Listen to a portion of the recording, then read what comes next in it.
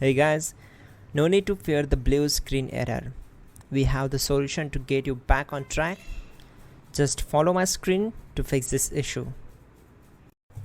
Click on Advanced Options, select Troubleshoot, then click on Advanced Options. Now select Command Prompt.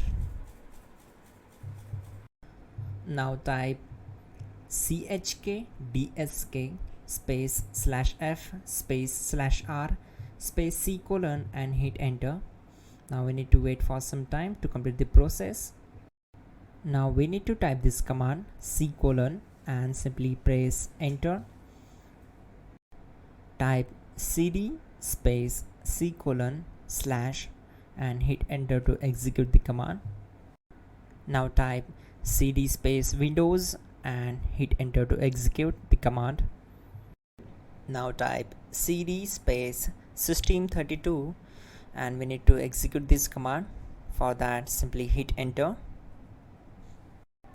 Now type cd space config and simply press enter to execute this command.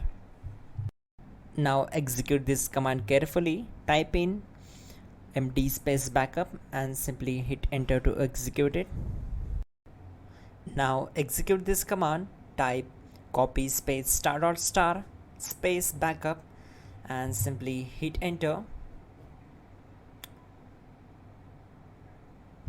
Now execute this command. Type md space backup1, then hit enter.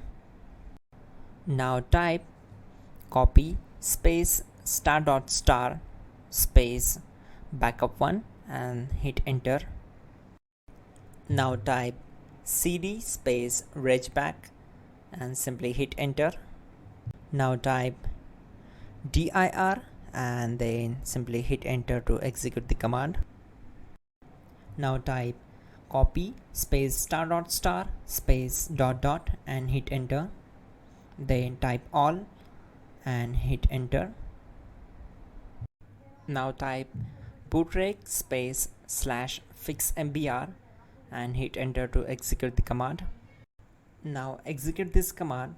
Type in bootrec /fixboot and hit enter.